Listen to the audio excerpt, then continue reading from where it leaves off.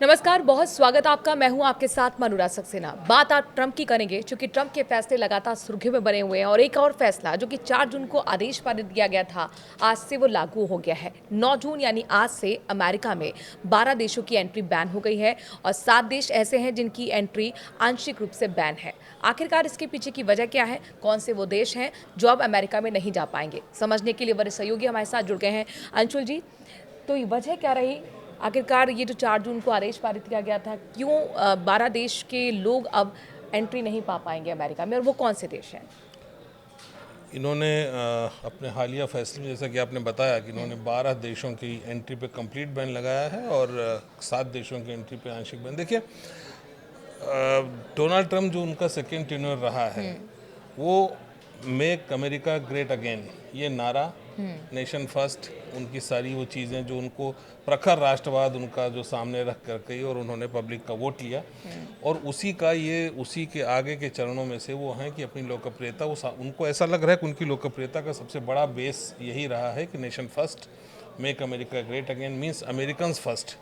तो अभी उन्होंने जो इस तरह से उन्होंने अभी पिछले दिनों उन्होंने कहा भी अपने एक्स पर अपने बयान में कि ऐसे विदेशी नागरिकों से हमें अमेरिका को सुरक्षित रखना है जो इमिग्रेशन कानूनों का गलत इस्तेमाल करते हैं, आतंकी संगठनों को अपनी पनाह देते हैं, हमारे देश में आकर के हमारी सुरक्षा व्यवस्था के लिए खतरा बनते हैं। ऐसे लोगों से हमें अमेरिका को सुरक्षित रखना है हर कीमत पर।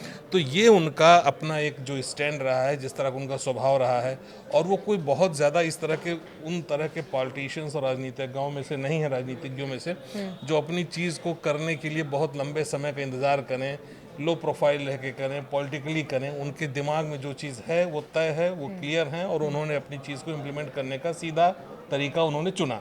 तो ये वो अभी भी चल रहा ये है। उनकी अपनी स्टाइल है। इनफैक्ट ये जो आपने बताया कि 12 देशों पर बैन है, तो वो कौन से देश है ये तो मैं समझूंगी, लेकिन क्या इसकी झलक हमने तभी देख ली जब हार्वर्ड यूनिवर्सिटी और कई ऐसी यूनिवर्सिटी थी जिसमें कह दिया गया था कि अब सभी को एंट्री नहीं मिल पाएगी, अमेरिकन यहाँ पर पहले आएंगे और 5 साल का सोशल मीडिया का अकाउंट भी खंगाला जाएगा।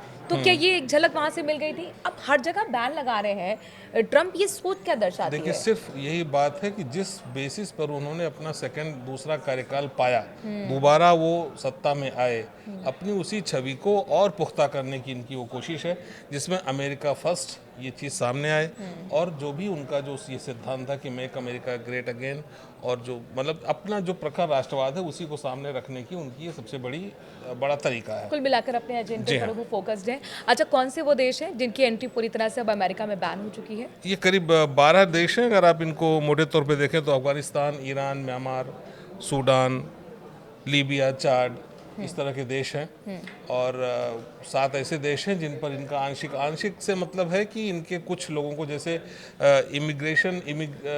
वीज़ा और नॉन इमिग्रेशन वीज़ा दोनों में इन पे प्रतिबंध रहेगा, और जिनके पास आंशिक प्रतिबंध है उनके पास ऐसा रहेगा कि जैसे मान लीजिए टूरिस्ट वीज़ा पे उनके यहाँ मिल सकता है, वर्क परमिट नहीं मिल सकता, वर्किंग वीज़ा नहीं मिलेगा, स्टूडेंट वीज़ा मिल सकता है, वर्क परमिट नहीं मिल सकती। इस तरह का उनका आंशिक प्रावधान है, आंशिक प्रतिबंध का। और जहाँ पर पूरी तरह से प्रतिबंध है उनका तो हर तरह से, इमिग्रेशन नॉन इमिग्रेशन दोनों पे उनका पूरा बैन है।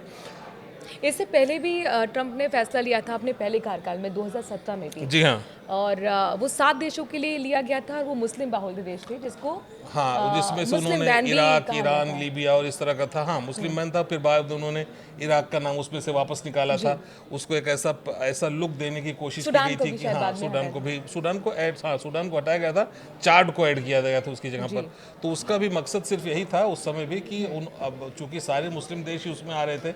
हालांकि अभी भी जिस तरह से जब हम आतंकवाद की जब बात आती है, वैश्विक आतंकवाद की, तो उसमें भी चूंकि ज़्यादातर जहाँ भी इस तरह की घटनाएं घटती हैं उसमें उसके पीछे कहीं ना कहीं मुस्लिम लोग पकड़े पाकिस्तान जाते हम हैं। उसको हाँ, लगातार झेल रहे हैं, हाँ, और लेकिन तुर्की ने जिस तरीके से साथ दिया वो अपने आप में बहुत बड़ा सवाल हाँ, यहाँ पर हालांकि दिखने अभी को मिला। अमेरिका इस बात को पूरी तरह घोषित रूप से वो नहीं कहने को तैयार है, लेकिन फिर भी जिस तरह से उसके जो कदम है, इससे पता चल जाता है कि किन देशों को वो अपने बैन करता है और किन कारणों से। उनके कारण उन्होंने बड़े स्पष्ट बताए हैं। उन कारणों का स्पष्ट होना और इन देशों के नाम स्पष्ट होना, इससे बहुत सारी चीज़ें अनकही भी स्पष्ट होती हैं।